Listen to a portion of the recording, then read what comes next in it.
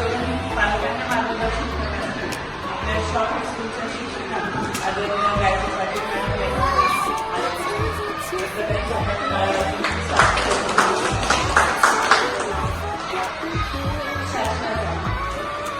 राष्ट्रीय शैक्षणिक धोरण 2020 नुसार 5 मार्च 2025 रोजी एक शासनाचा GR आलेला आहे की 20वी ते 6वी पर्यंत प्रत्येक विद्यार्थ्याला भाषिक क्षमता आणि संख्याज्ञान या अवगत झाल्या पाहिजे. त्यासाठी एक कृती कार्यक्रम आलेला आहे.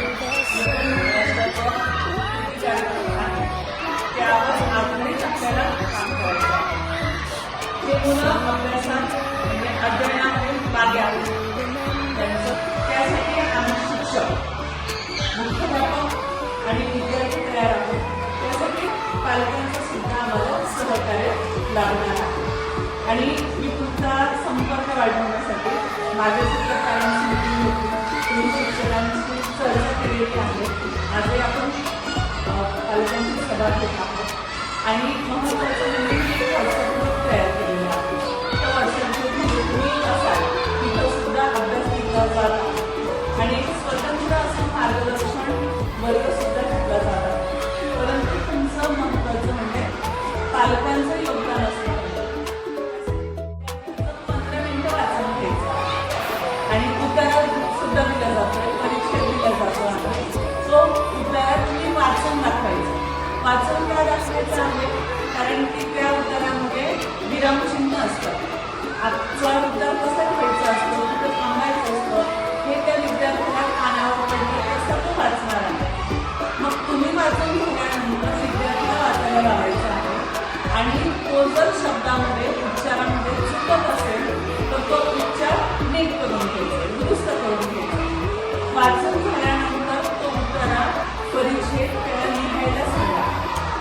लिहायला सांगितल्यानंतर कोणती पण त्यातले काही शब्द त्याला लिहायला सांगा.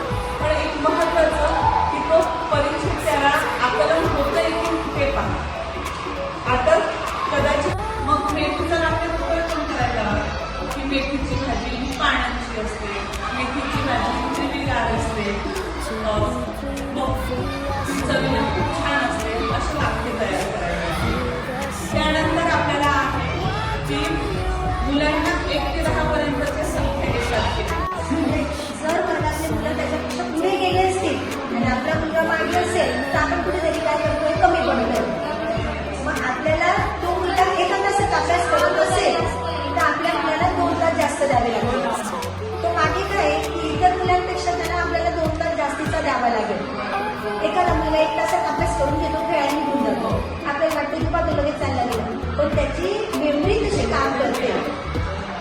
आणि सगळ्यात जास्त जबाबदारी ना आई म्हणून आपली. म्हणून काय करायचं, आपण जेव्हा आपल्याला किचनमध्ये ना चल मी पण किचनमध्ये, तू पण माझ्या जवळ पुस्तक घेऊन ये, मी आता हे काम करते ना, तू पण इथं माझ्या जवळ घेऊन बघ. असं कारण आपल्याला आई म्हणून तर वेळच मिळणार नाही. किती कामं असतात घरामध्ये, अर्धा तास सुद्धा आपण काढू शकतो.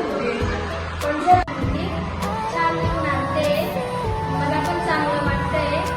असंच तिने पुढे घेऊन आणावं आणि तुमचं दोघांचं छान कोर्स करते आणि मस्त रोज नाही सांगत पण आता लिहिला मला दिवसापासून चांगलं सांगते.